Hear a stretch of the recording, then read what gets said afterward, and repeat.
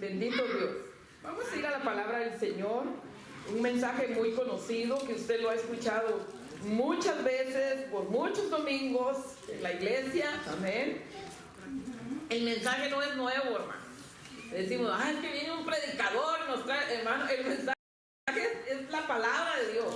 Yo solo vengo a repasar y a confirmar lo que ustedes están predicando siempre. Amén.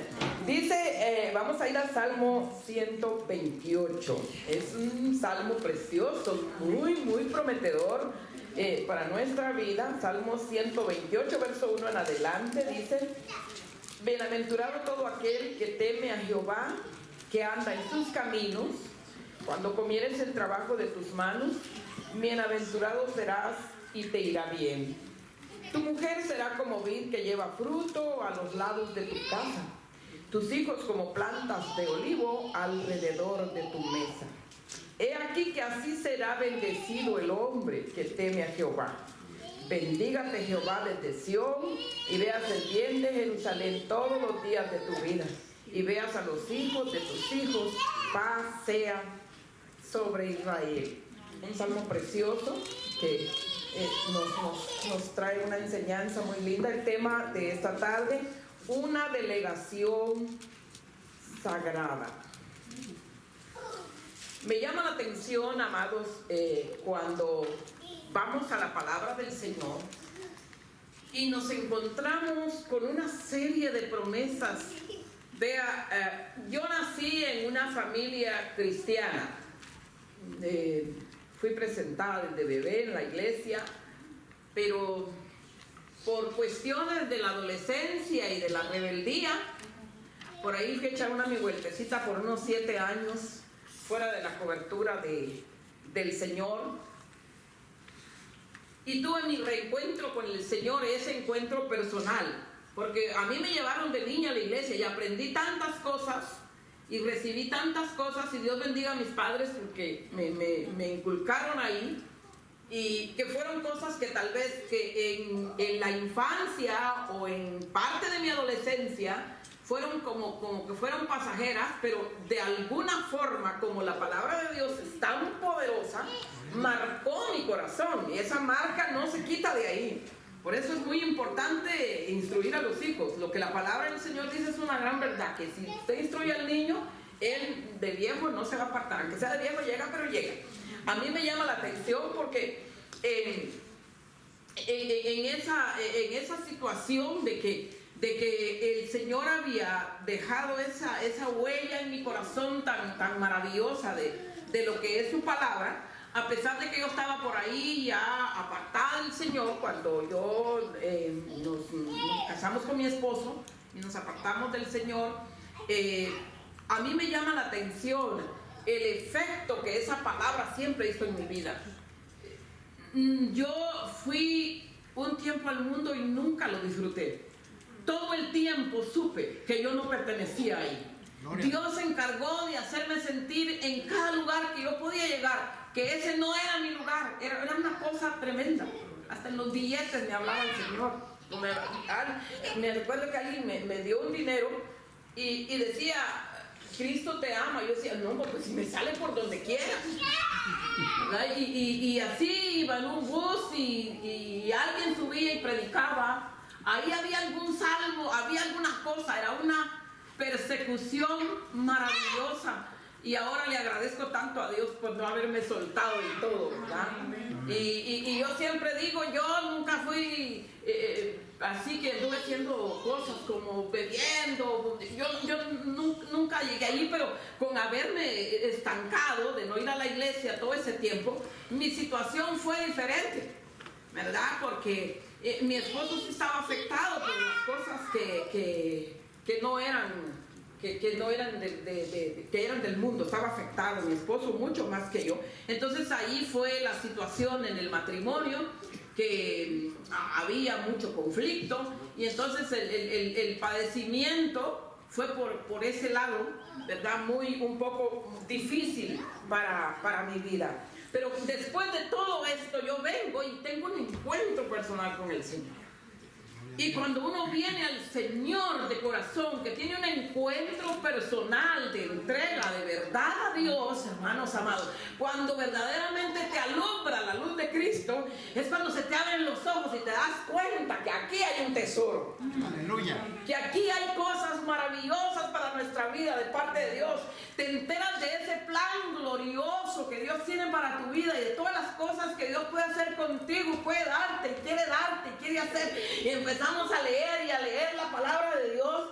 Pero como los humanos por naturaleza, hermanos, somos como que siempre somos egoístas, ¿verdad? Siempre agarramos lo que nos conviene. Ay, qué lindo lo que dice el Salmo 91. Dice que el que habita al abrigo del Altísimo morará bajo la sombra del Omnipotente. Ah, no, ese salmo es mío. Yo lo marco porque solo le tomamos la parte que nos conviene, pero no nos detenemos a ver lo que realmente dice ese verso, donde dice que el que habita, o sea, que si no estás habitando, pues no hay trato, mi amigo. ¿Cómo le hacemos entonces? El Señor no hace negocios de esa calidad. No. El Señor, hermanos, tiene tanta palabra, tanta promesa, pero es necesario que nosotros nos comprometamos con el Señor para poder activar las promesas.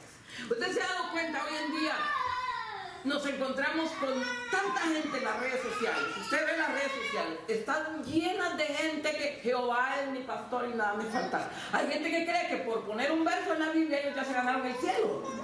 Ahora ya uno no entiende ni quién es evangélico ni quién no. Ahí, mire, yo tengo unas familiares que no son cristianos. Y hacen su parranda y todo su asunto ahí, y están tomando y todo, y dice, aquí estamos bendecidos, amén, amén, amén, todos en los comentarios. Digo, ¿y ahora qué pasó? Entonces es donde mucha gente que no se ha acercado nunca a una iglesia se confunde, porque entonces la gente cree, pues nomás Dios es una cosa, pues que nomás hay que mencionarla y ya estuvo. Y ya creen que porque ponen un verso, porque lo leyeron o porque alguien lo dijo por ahí y ellos dijeron amén, pues ya ellos ya son partícipes del asunto. Y no se trata de eso. Se trata, hermanos amados, de hacer la voluntad de Dios. De vivir una vida comprometida con el Señor. Porque cuando nosotros hacemos la voluntad de Dios es cuando se activan las promesas. Se puede llevar una Biblia, mire cuántas promesas hay en esa Biblia. Y usted puede dormir con ella bien abrazado, puede decir, yo estoy abrazando las promesas del Señor. Pero si usted no está viviendo una vida comprometida, no ha renunciado al pecado totalmente para seguir a Cristo y hacer la voluntad de Dios, no importa cuántas promesas hayan, esto no funciona de esa manera. No encaja el asunto ahí si nosotros no abrimos nuestro corazón para que Dios haga, hermanos, en nuestra vida lo que su palabra dice. Este salmo que nosotros leímos, hermanos amados, está hablando de algo tan importante para nuestra vida. Es tan significativo para nosotros este salmo. Está el Señor diciéndole al hombre que es bienaventurado el hombre que teme. Pero ya se dijo, ¿quién es el que es bienaventurado? El que teme a Jehová. Entonces, para que yo sea bienaventurada, tengo que pensar primero, ¿realmente yo tengo temor de Dios? ¿Qué es tener temor de Dios?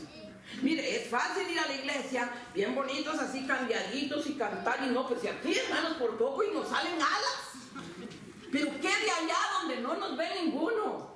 ¿Qué de allá donde, hermanos amados, podemos hacer cualquier cosa?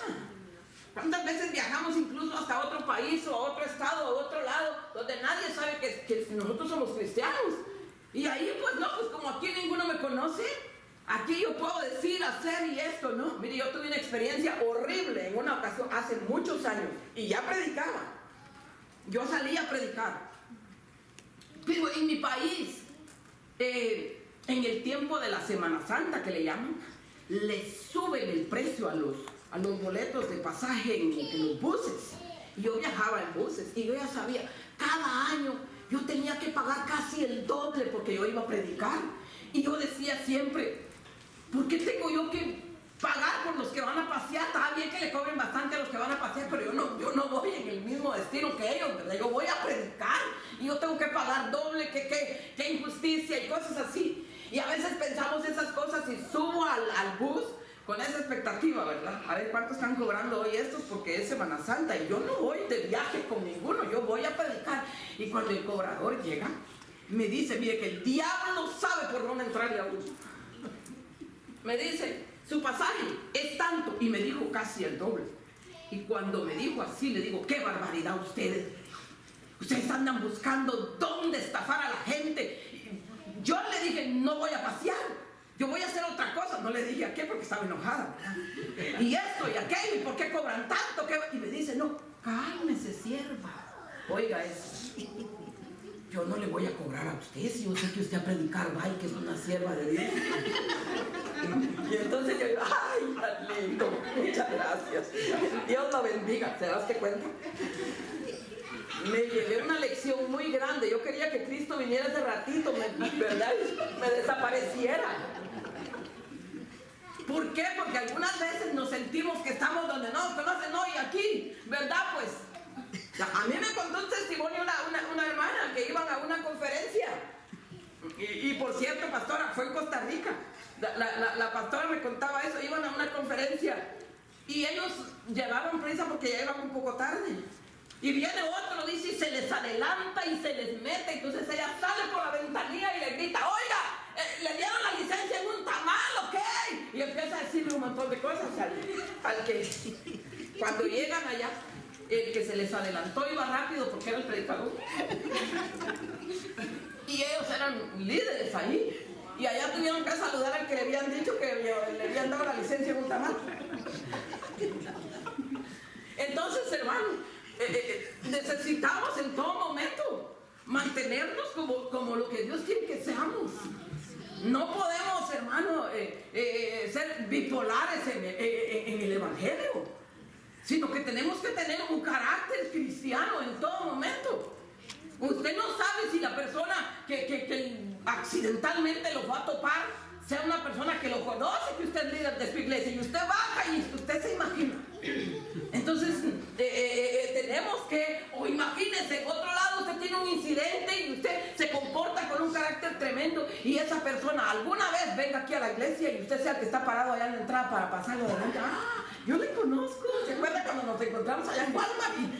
Hermanos, entonces para ser nosotros bendición en todo momento y ser bendecidos, y nosotros poder ser acreedores, hermano, poder ser aprobados delante del Señor para que sus bendiciones, hermano, y sus promesas se activen sobre nuestra vida. Necesitamos, hermano amado, realmente ser lo que la palabra del Señor dice. Estábamos hablando del temor, ¿verdad?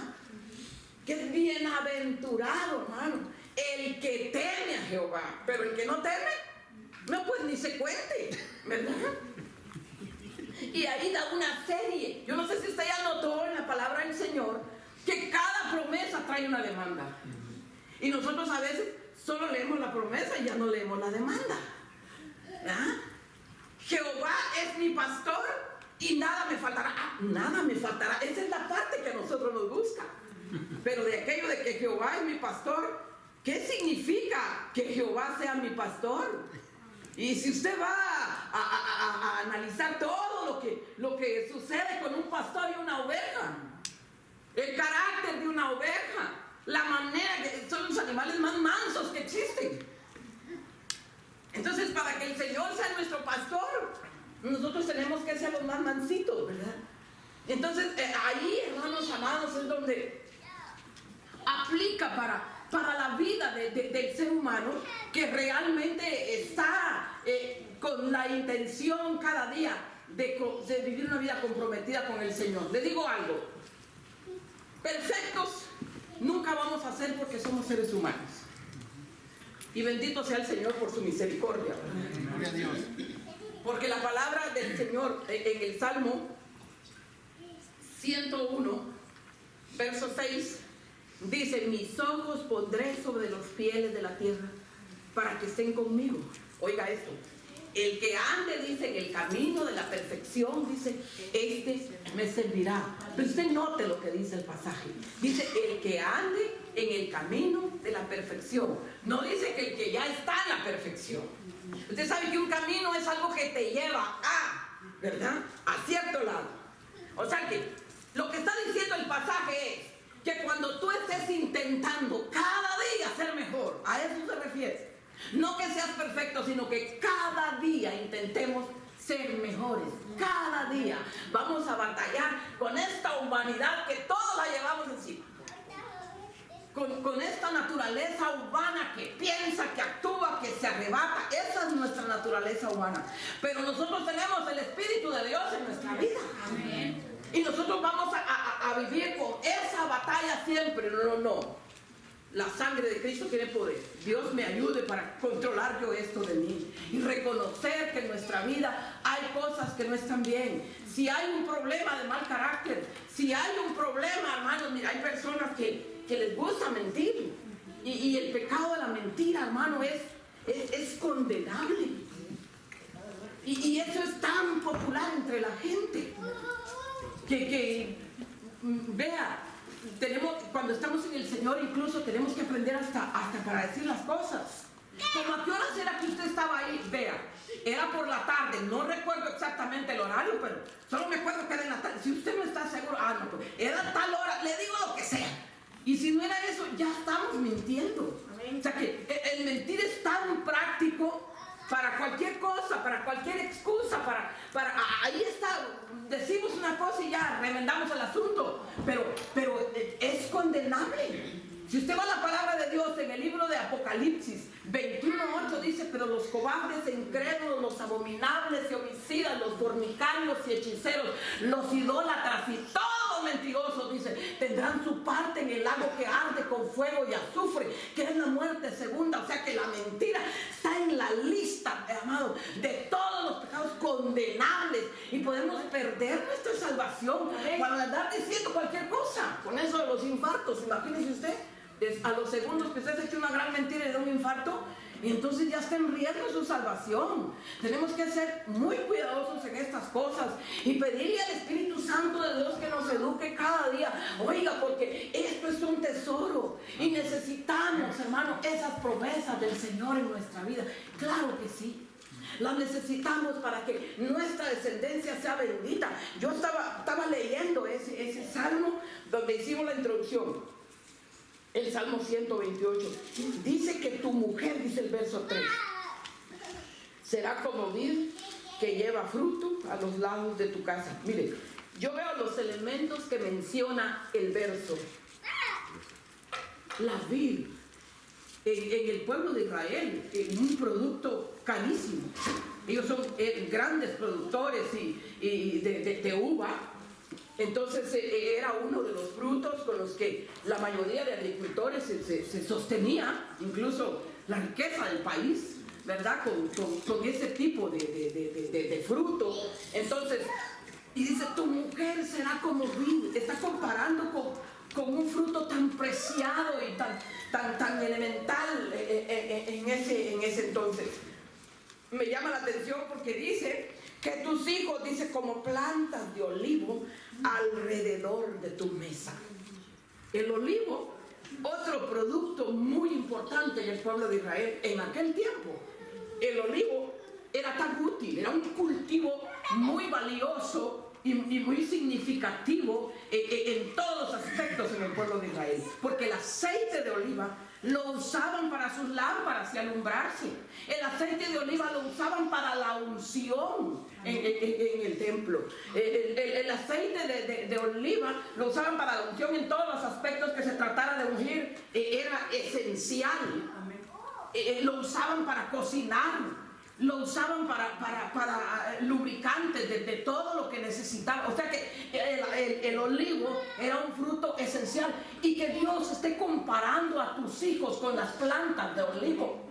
Está diciendo el Señor en su palabra que si tú eres un hombre que teme a Dios, no solo vas a ser una persona dichosa en la vida, porque eso significa ser bienaventurado, sino que además de eso, tu esposa va a ser una bendición. Pues sí, claro, una mujer que vive con un hombre que tiene temor de Dios, es una mujer que vive feliz.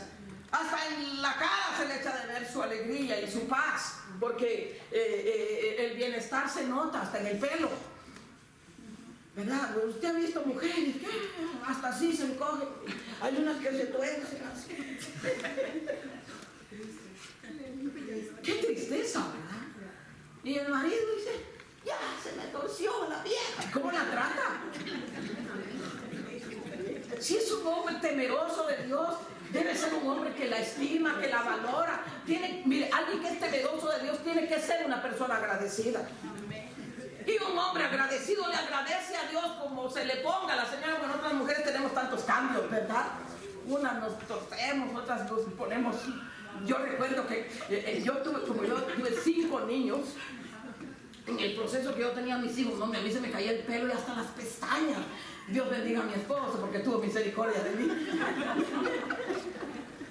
Porque uno tiene tantos cambios, ¿verdad? Pero cuando hay temor de Dios, uno valora, uno estima. Porque el temor de Dios produce todo lo bueno.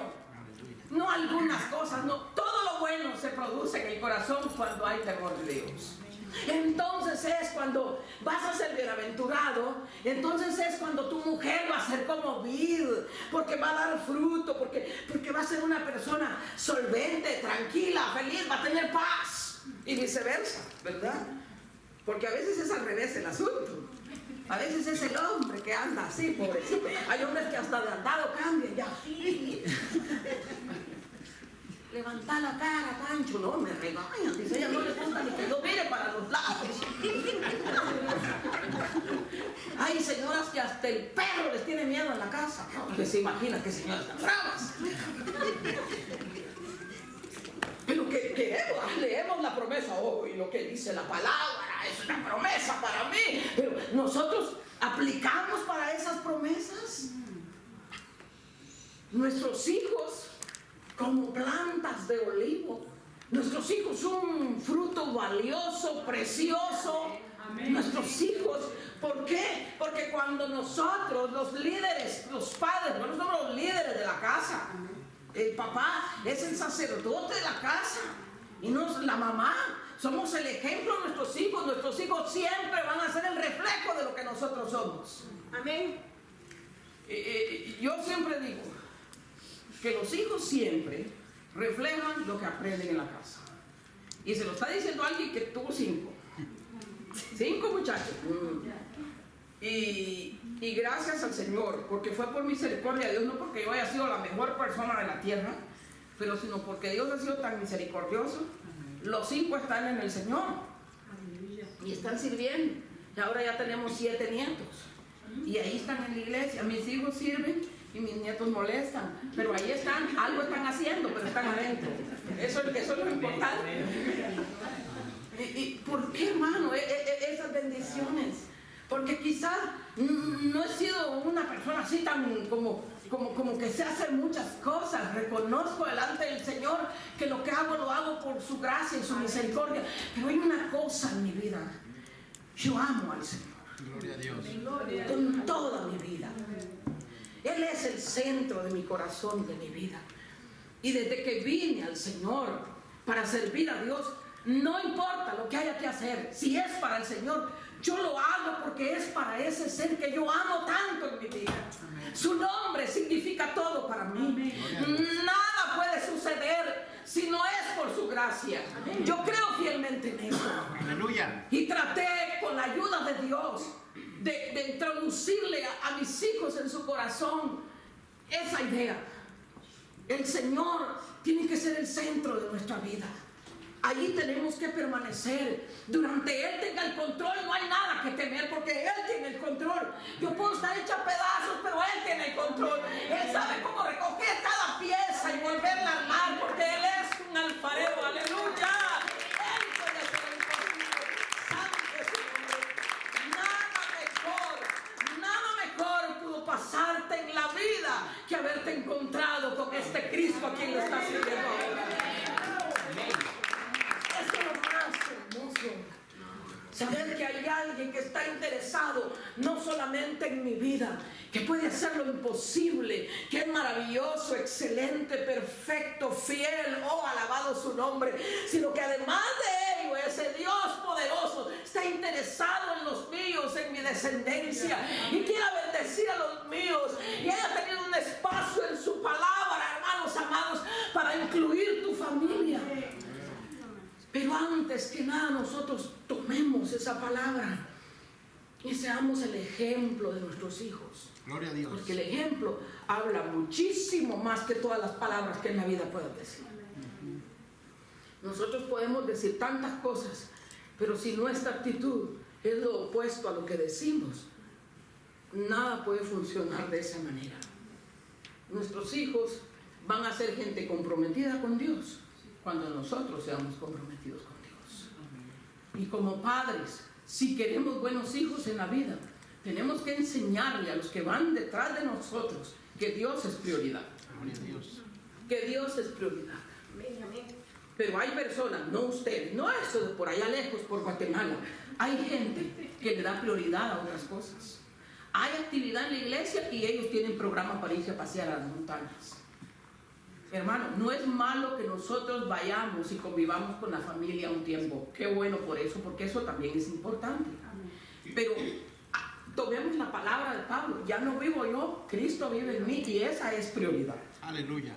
Que usted lleve, pastora, ¿cómo estamos con las actividades? Hay iglesias donde hasta dan una nota si usted la quiere. Yo sé que hay un programa o hay anuncios.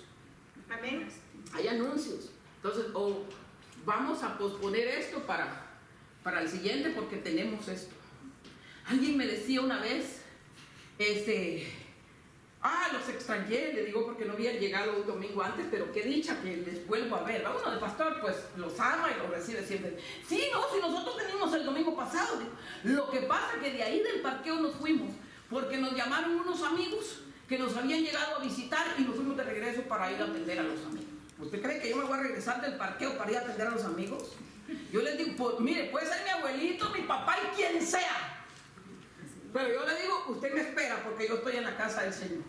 Vamos a adorar a Dios y ya luego, ¿verdad? O véngase y nos encontramos aquí. Le doy la dirección y aquí nos encontramos. Un cristiano comprometido, un cristiano que le da prioridad a Dios, un cristiano que quiere la bendición de Dios y es cristiano de verdad, hermanos amados, nunca se compromete un domingo a la hora del culto. A menos que esté enfermito y no pueda caminar. Aleluya. Nos avisa y oramos. Pero de lo contrario, nadie puede ser más importante que la obra del Señor. Gloria a Dios. Y nosotros, mire, muchas veces queremos ganar a las familias o a los amigos que no son cristianos. ¿Cómo los vamos a ganar si ellos mismos están viendo que nosotros qué fácil dejamos tirado a nuestro Dios y nuestros compromisos de fe y allá estamos con ellos? No, nosotros tenemos que darle testimonio a ellos que nosotros somos gente comprometida con Dios. Oh, que los vamos a visitar tal día. ¡Ay, qué alegre! ¡Qué dicha! Porque qué dicha que nos visiten y nos quieran, ¿verdad? Eso no está mal que lo visiten a usted, sus familiares, sus amistades. ¡Qué bueno! Pero vamos a llegar a las 2 de la tarde a su casa. ¡Oh! Fíjese que nosotros tenemos un compromiso a esa hora. Tenemos que ir al culto porque como nosotros somos evangélicos, ¿saben qué? Vénganse y nos esperan. Y nos encontramos cuando nosotros regresemos del servicio. Pero tener en nuestro corazón esto, eso lo ve Dios con agrado. Gloria a Dios. Oh, hermano, mire, usted ha logrado un nivel de madurez cuando usted entre en ese sistema. Cuando usted ponga al Señor como prioridad en su vida. A mí me han dicho, pastora, ¿cómo le hizo usted para que todos esos muchachos no se le perdieran? Eso, me comprometí con el Señor. Y mire que fíjese que los amigos nos dicen, oh, sí, mis hijos, pero vamos a ir al culto. Hay que ir a la iglesia. Y hay un compromiso. Los hijos crecen, hermano, con ese compromiso, creyendo que Dios es prioridad, Dios es primero. Pero ¿qué pasa cuando no es así? Ellos crecen creyendo que las cosas de Dios son para cuando haya tiempo. Son para después, cuando se pueda. Que la iglesia se puede dejar tirada, que los eventos de la iglesia no son importantes. Lo que es importante es el juego aquel. Lo que es importante es tal cosa, tal persona, esto, pero la iglesia, eso, Y luego hasta reclamándole a Dios, ¿por qué a mí me pasan esas cosas que me pasan? Digo alguien que tuvo un accidente por allá a la hora del culto por andar donde no tenía que andar, pudiendo haber estado en la iglesia. Hermanos, es tan importante darle prioridad al Señor. No que Dios esté ahí sentado esperando que nos equivoquemos para castigarnos, no. Dios es bueno, Dios lo ama a usted, porque Dios no lo mandó para allá.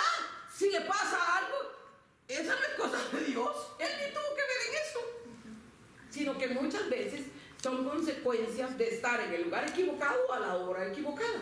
Los cristianos tenemos que pedirle a Dios para no andarnos parando en el lugar equivocado a la hora equivocada, sino estar en el lugar correcto donde Dios quiere que estemos para bendecir nuestra vida. Eso es tan importante. Y a mí me llama la atención, amados, esa palabra que trae una promesa para nuestra vida. Si nosotros, hermanos, fundamentamos nuestra vida en el Señor, Dios y sus promesas van a ir sobre nosotros. Y ahí es donde vamos a ver la gloria de Dios. Está tan sencillo, hermano. Es que esto, mire, es como un mapa. Es como un mapa, la palabra de Dios. Usted toma la palabra de Dios para su vida y usted ve y lee y lo aplica y lo hace y todo funciona. ¿Qué pasa? Antes se usaba mapa, ¿va? Usted, tome en cuenta que le está predicando una mujer de más de medio siglo. O sea que yo le voy a hablar del tren, del mapa. Usted me habla del GPS y de todo ese asunto, pues yo le voy a hablar a usted del tiempo de Matusalén. Vea usted. Entonces, le digo, si usted va a un lugar con un mapa y ahí le está indicando, o su GPS le está indicando que esa es la salida, pero usted dice, no me voy a ir, voy a seguir tal vez por allá, yo consigo un lugar por donde entrar. ¿Qué pasa? Usted se pierde y va a terminar saber en dónde. Y usted no va a decir, ay, es que es culpa del carro. No, fue porque usted agarró por donde usted quería, no donde le dijeron que tenía que irse. Así funciona esto. Es como cuando usted va donde un médico.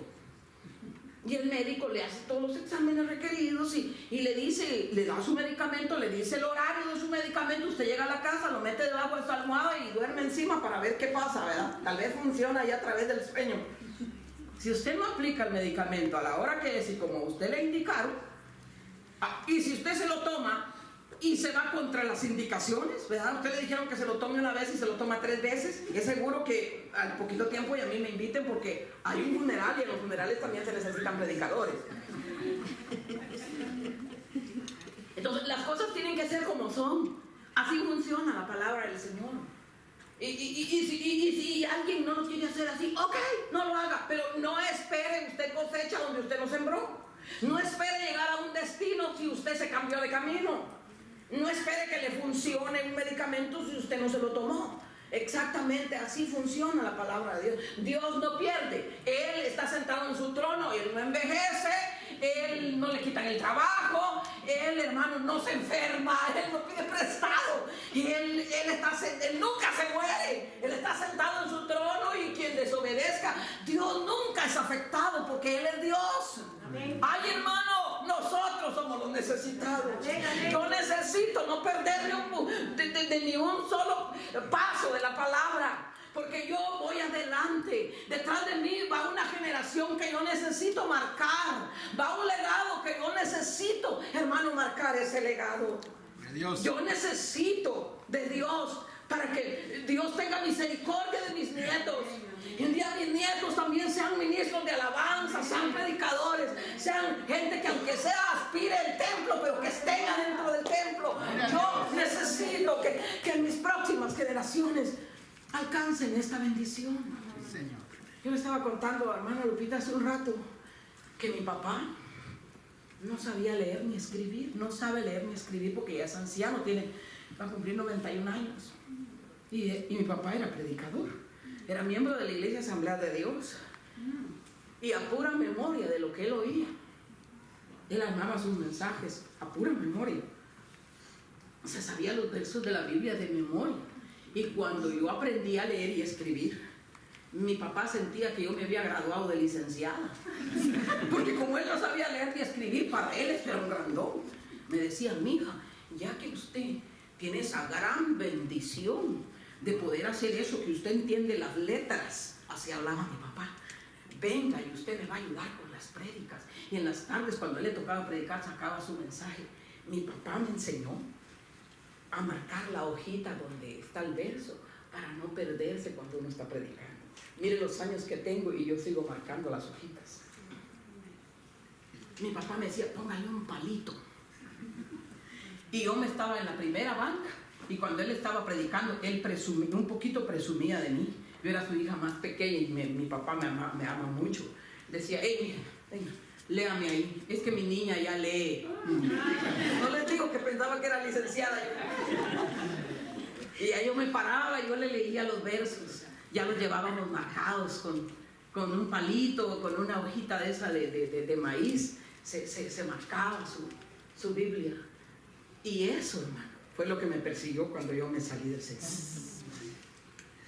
Allá me encontró un día ese señor que me enseñó eso. En un mercado me encontró y me dijo, ¿qué hace usted fuera de la cobertura de Dios? Cuando usted era bebé, me dijo, chiquitita, yo la fui a presentar allá a la Asamblea de Dios. Y yo hice pacto con Dios, me dijo, que usted iba a ser su sierva. Mire cómo usted anda fuera de sus caminos. Usted no sabe qué tremendo, que se estremeció mi corazón cuando mi papá me dijo eso. Y así, con su cara levantada, me lo dijo porque él sabía que él me había dado un buen ejemplo. No había nada que reclamar. Y eso tocó mucho mi corazón. Días después yo me volví a Cristo, gracias a su misericordia. Y nunca olvido lo que dijo la mujer que me llamó, porque una mujer predicó el día que recibí a Cristo. En una casita de tierra, no había piso, era pura tierra. Me acuerdo, pusieron una mesita de madera, que era su mesita donde ellos comían. La mujer tenía un marido inconverso, pero ella era cristiana. Ella le celebró el cumpleaños a su marido, vivía por ahí cerca, y me fue a invitar a mí porque ella pensó en los más inconversos que vivían por allá en esa calle, ¿verdad? Me fue a invitar, y yo segurísimo que yo le dije que no, y me dijo, vaya, voy a hacer tamales. Mire, yo por tamales voy a donde sea. Esa fue la palabra clave que esa mujer usó. Yo hasta sentí el olor a tamales. No, yo voy, le dije, ahí llego, me espera, yo voy a ir. Yo llegué por los tamales. Pero cuando una mujer, la esposa de un pastor, estaba predicando, que jamás en mi vida la había visto, hermanos, empezó a predicar en mi vida. Yo dije, no, yo creo que esto es a propósito. Alguien le pasó la nota. Hermano, hablaba de tantas cosas, como por ejemplo, hay gente que conoce la misericordia y la gracia de Dios, pero ahí andan afuera haciendo de todo y no se acuerdan, sufriendo, y a pesar de su sufrimiento no se afirman, no buscan de regreso. Yo decía, esa soy yo. Era para mí la pedrada. Y yo estaba ahí, y a mí ese día me dio calor, me dio picazón. Mire, yo quería irme, pero yo estaba en una sillita por allá atrás, y había una persona cristiana, una mujer ya grande de edad, que como que Dios usó a esa mujer para que me detuviera, porque yo estuve a punto de irme. Cuando yo intenté levantarme para irme, me dijo, espérese tantito, ya va a terminar. Y así me tenía, hasta que la mujer que estaba predicando hizo un espacio y se dirigió a mí. Vea, las asambleas de Dios, ella era de las asambleas de Dios, es una iglesia bastante moderada. No van a andar diciendo cosas que no son. Cuando alguien de ahí dice algo, era de Dios. Esa mujer me señala y me dice, el Señor me hace sentir a mi corazón que Él te escogió desde el vientre de tu madre para gloria de su nombre. Y sabes, me dijo, dice papá que hoy es el día de regresar a casa. ¡Ay! Yo desde que ella estaba predicando tenía un nudo aquí que yo quería llorar, pero yo dije, si yo lloro aquí me caen todos estos y no, mejor me aguanto. Yo remaché los dientes y no lloraba. Pero cuando la mujer me señaló y dijo eso, hermano, yo aquí tenía el grito, yo abrí la boca, yo gritaba en la presencia de Dios. A mí me tocó Dios como no tienen ni idea. Yo pasé al altar y como no había piso, puse mi cara en el suelo. Se hizo lodo en mi cara con mis lágrimas. Le di mi vida, mi corazón, y desde ese día vivo para Él. Él es mi rey, Él es mi Señor. Nada es más importante que Él.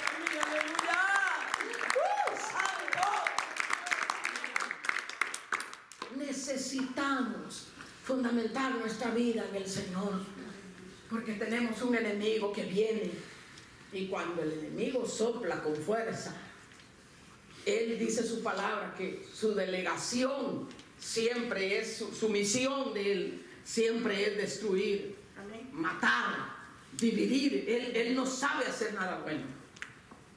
Y nosotros necesitamos, vea lo que dice Mateo, y ya voy a terminar, porque yo no sé por dónde voy, pero amén. Yo tengo mi relojito ahí sentadito.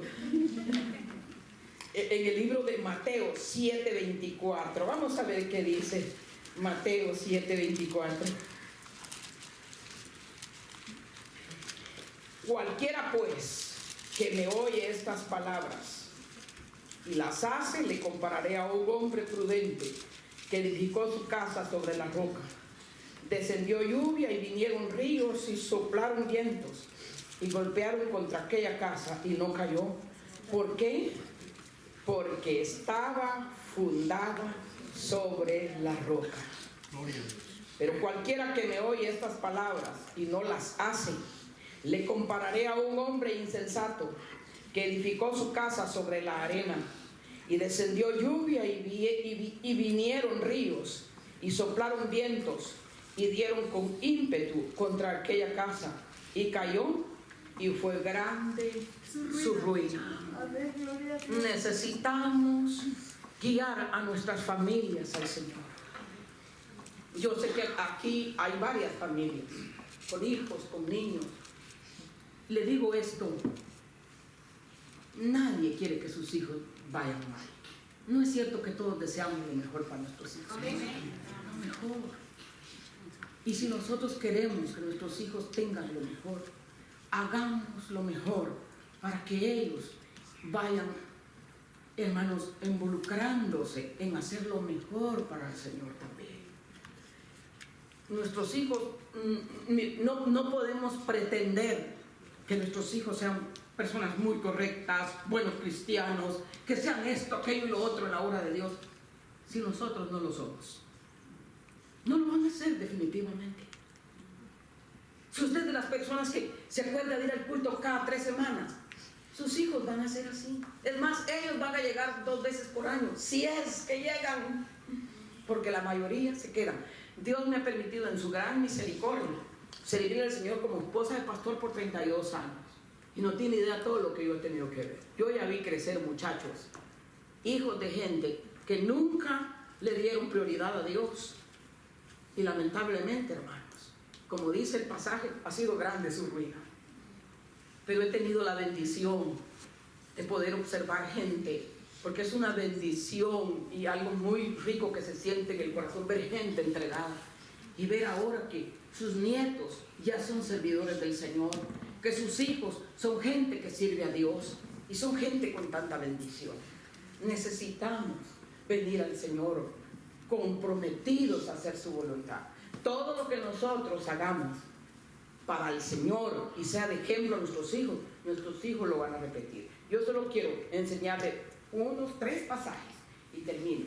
Les aseguro que voy a intentar de hacerlo en 5 minutos, porque ya se me acabó el tiempo. Vaya conmigo al libro de Génesis, en el capítulo 12, versos 7 al 8. Génesis 12, 7 al 8. Y apareció Jehová a Abraham y le dijo: a tu descendencia daré esta tierra. El 12, versos 7 y 8. Y apareció Jehová a Abraham y le dijo: a tu descendencia daré esta tierra. Y edificó ahí un altar a Jehová, quien le había aparecido. Luego se paró de ahí a un monte al oriente de Betel y plantó su tienda, teniendo a Betel al occidente y a Jai al oriente, y edificó ahí altar a Jehová e invocó el nombre de Jehová. Note usted lo que Abraham hizo. Ahora vaya usted conmigo al libro de Génesis, en el capítulo 26 del libro de Génesis. Vamos a ir al 26 del libro de Génesis.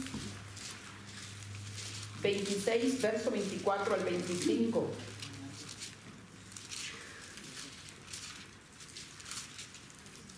Vea lo que está haciendo Isaac, es el hijo de Abraham.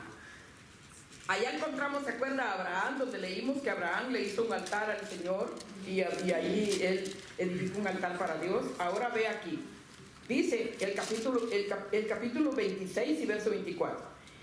Y se le apareció Jehová aquella noche y le dijo: yo soy el Dios de Abraham tu padre. No temas, porque yo estoy contigo, y yo bendeciré y multiplicaré tu descendencia por amor de Abraham mi siervo. Y vea lo que hizo Isaac, el hijo de Abraham. Y edificó allí un altar e invocó el nombre de Jehová y plantó allí su tienda. Y abrieron allí, dice, los siervos de Isaac un pozo. Un día que tengamos más tiempo vamos a hablar sobre el pozo. El pozo es una fuente. Ahora vea usted, primero el papá, que era Abraham. Aquí encontramos al hijo haciendo lo mismo.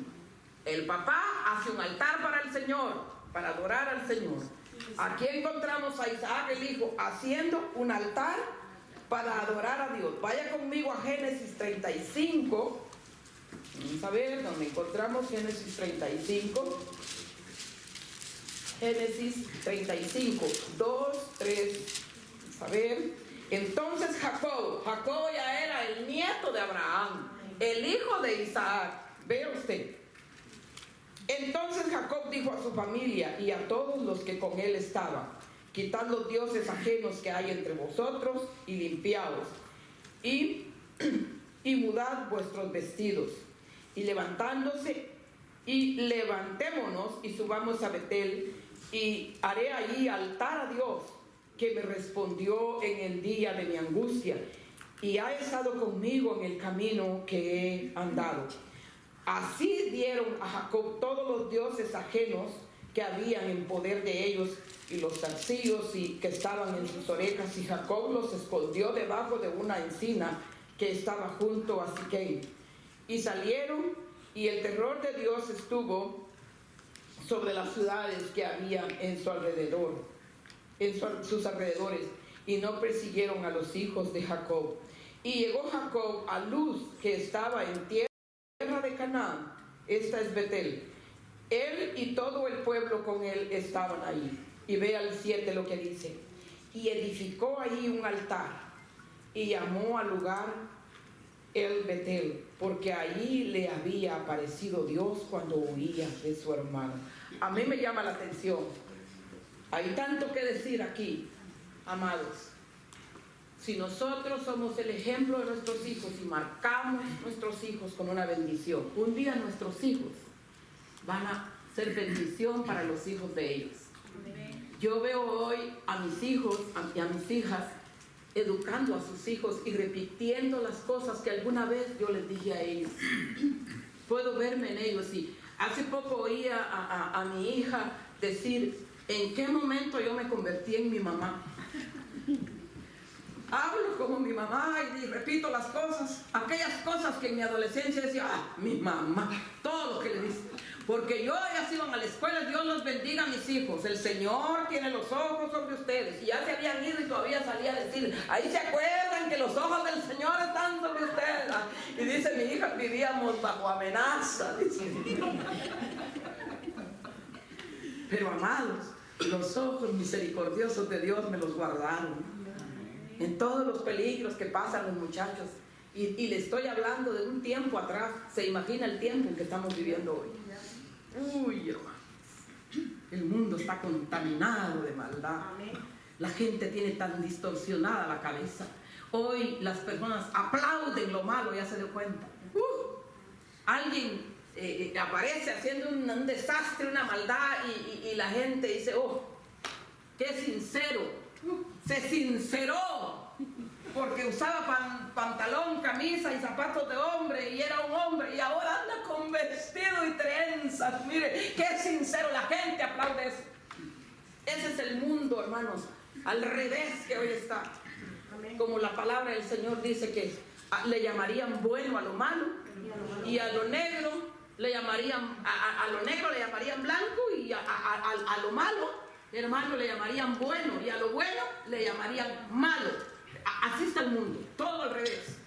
Y es necesario, hermanos, que nosotros atendamos la voz de Dios para favor de nuestra vida. Siempre que usted abra su Biblia, léala. Y cuando usted lea esas cosas lindas que la Biblia dice, vea la demanda que Dios tiene para nuestra vida. Yo siento que toda la gente que viene a la iglesia, hermanos, deberían de leer Deuteronomio 28 completo. Ahí está. Lléveselo en su cabeza y lo lee en su casa. Pónganse de pie, vamos a orar. Le damos gracias al Señor. Muchas veces quizá no oímos lo que quisiéramos oír, pero esto es una bendición. Lléveselo en su vida. Esta palabra es un tesoro. Dios nos ama y quiere hacer cosas maravillosas, no solo en nosotros, en nuestros hijos. Amemos a Dios por sobre todas las cosas.